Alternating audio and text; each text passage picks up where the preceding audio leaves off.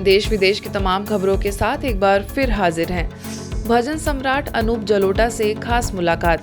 मध्य प्रदेश के रीवा में विश्व विख्यात भजन सम्राट पद्मश्री श्री अनूप जलोटा जी के रीवा आगमन पर ब्रह्मा कुमारी बहनों ने उनसे स्नेह भरी मुलाकात कर ईश्वरीय ज्ञान की चर्चा की। संस्थान के कला एवं संस्कृति प्रभाग की जोनल कोऑर्डिनेटर तथा स्थानीय सेवा केंद्र प्रभारी बीके निर्मला भी इस अवसर पर मौजूद थी। अनूप जलोटा को ईश्वरीय सौगात देने के बाद शुभकामनाएं देते हुए संस्था का संक्षिप्त में परिचय दिया गया। वहीं इस अवसर पर मध्य प्रदेश के जनसंपर्क एवं लोक स्वास्थ्य कैबिनेट मंत्री राजेंद्र शुक्ला भी कार्यक्रम में मौजूद थे। बीके निकुंज को सिक्किम अवार्ड्स 2023 का सम्मान।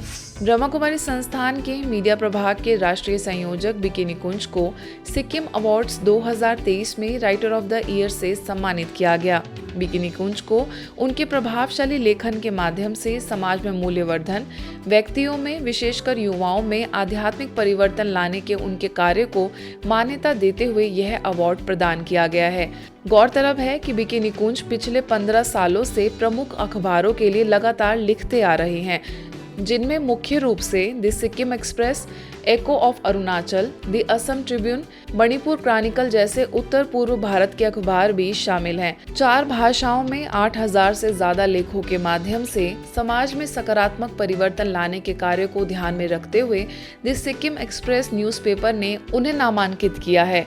सिक्किम में हुए इस आयोजन में मुख्यमंत्री प्रेम सिंह तमांग की उपस्थिति में बीके निकुंज के लिए सिक्किम सेवा केंद्र के प्रभारी बीके सोनम ने यह अवार्ड स्वीकार किया। I would want to deeply thank from the bottom of my heart Brother Amit Patro and the whole family at Sikkim Express newspaper, because of whom I am being honored with this title, Writer of the Year. आपको हम सभी ब्रह्मा कुमारी भाई बहनों के द्वारा, सिक्किम के द्वारा आपको ढेर सारी शुभकामनाएं, बधाइयाँ हैं और बहुत बहुत धन्यवाद जो आप बेहद की सेवा ऐसे कर रहे हैं अपने आर्टिकल्स के द्वारा और ज्ञान के द्वारा सारे विश्व में विहंग मार्ग की सेवा करने के लिए आपका दिल से बहुत बहुत शुक्रिया। नवनिर्मित अमृत कुंज से स्थानीय लोगों के लिए बहेगी अमृत धारा। तेलंगाना के गढ़वाल में नवनिर्मित अमृत कुंज राजयोग ध्यान केंद्र का भव्य उद्घाटन कार्यक्रम संपन्न हुआ। यह उद्घाटन संस्था की अतिरिक्त मुख्य प्रशासिका राजयोगिनी बीके जयंती दीदी के कर कमलों से संपन्न हुआ। गुलबर्गा से वरिष्ठ राजयोग शिक्षक बीके प्रेम, हैदराबाद से शांति सरोवर की निदेशिका बीके कुलदीप, लातूर से सेवा केंद्र प्रभारी बीके नंदा ने अपने वक्तव्य में कहा कि यह सेवा केंद्र शहर के सभी लोगों के लिए एक लाइट हाउस के रूप में काम करेगा।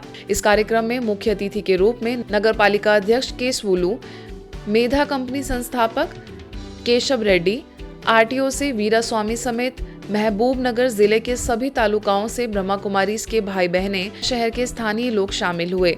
स्थानीय प्रभारी बीके मंजुला ने सभी का आभार व्यक्त किया एवं भविष्य में होने वाली ईश्वरीय सेवाओं की जानकारी दी।